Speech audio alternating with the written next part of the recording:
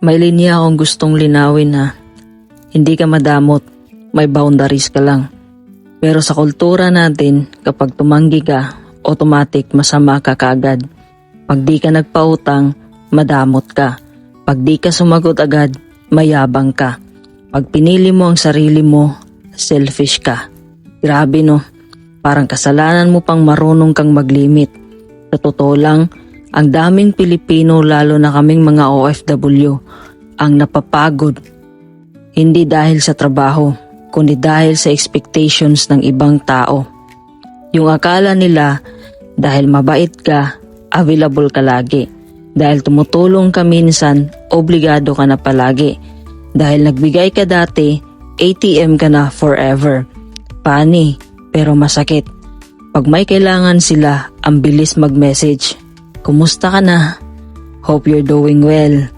God bless. Pero pag ikaw nang may kailangan, wala.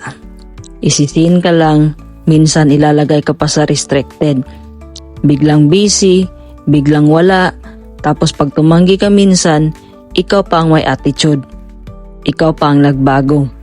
Ikaw pa ang walang utang na loob. Pero real talk, hindi masama ang tumanggi, hindi rin masama ang magpahinga.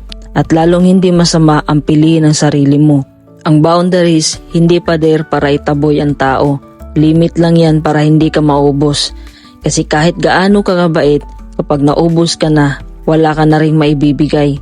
May mga taong galit sa boundaries mo kasi sanay silang abusuhin ang kabaitan mo.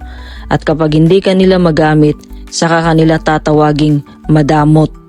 Pero tandaan mo to, ang taong tunay na may respeto, irerespeto ang limit mo.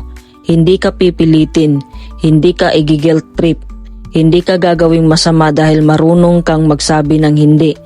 Hindi lahat ng humihingi ay karapat-dapat pagbigyan at hindi lahat ng kwento, responsibilidad mo nang ayusin.